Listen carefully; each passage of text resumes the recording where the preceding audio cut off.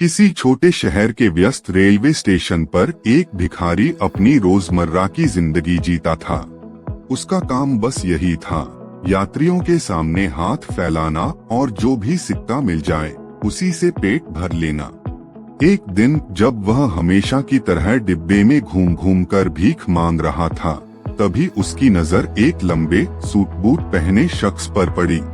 भिखारी को लगा यह तो बहुत अमीर लगता है, जरूर अच्छे पैसे देगा। वह उत्साह से उस व्यक्ति के सामने जाकर बोला, साहब कुछ मदद कर दीजिए। लेकिन उस लंबे आदमी ने मुस्कुराकर कहा, तुम हमेशा मांगते ही रहते हो, क्या कभी किसी को कुछ दिया भी है?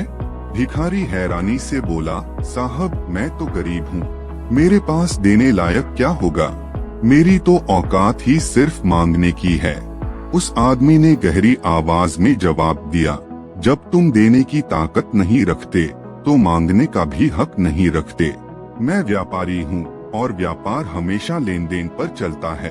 अगर तुम्हारे पास मुझे देने के लिए कुछ नहीं है तो मेरे पास भी तुम्हें देने का कोई कारण नहीं है। इतना कहकर वह आदमी ट्रेन में बैठा और चला गया, लेकिन उसके शब्द भिखारी के दिल में उतर गए।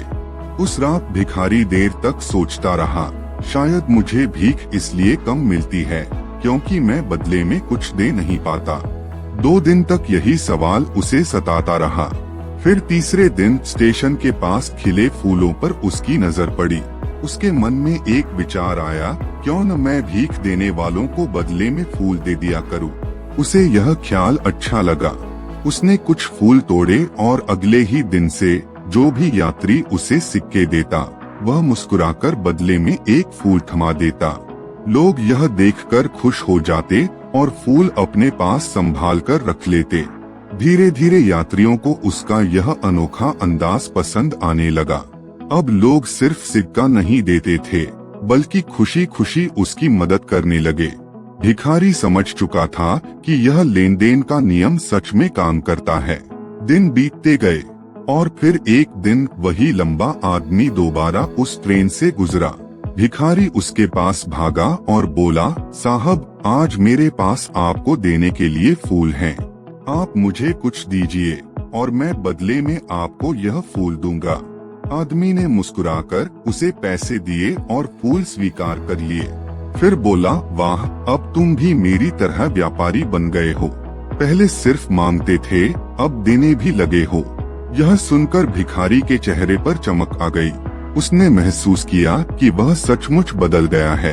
उसने आसमान की ओर देखकर जोर से कहा, मैं भिखारी नहीं हूँ, मैं व्यापारी हूँ, मैं भी अमीर बन सकता हूँ।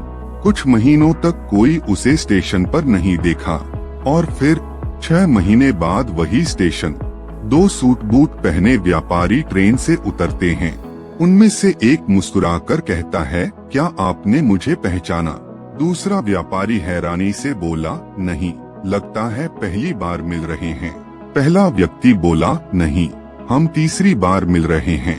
पहली बार जब आपने मुझे भीख देने से मना किया था, दूसरी बार जब आपने मुझसे फूल खरीदे थे और आज तीसरी बार जब मैं आपके सामने एक सफल व्यापारी बनकर खड़ा हूँ। दूसरा व्यापारी चौंक गया, ओह तो तुम वही भिखारी हो?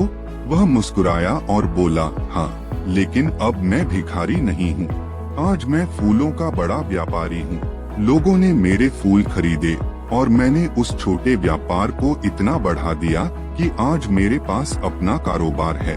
आपने मुझे जो सीख दी थी वही मेरी जिंदगी की चाबी बन गई।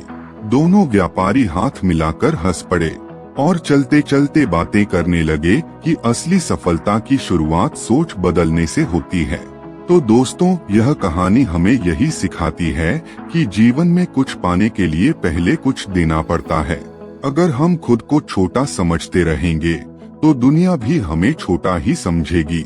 लेकिन जैसे ही हम अपनी सोच को बड़ा कर लेते हैं, सफलता के दरवाजे खुद खुल जाते हैं। याद रखिए, सफलता आपकी सोच में छुपी होती है। अपनी सोच को बदलो, खुद पर भरोसा रखो और देखो जिंदगी कैसे बदल जाती है।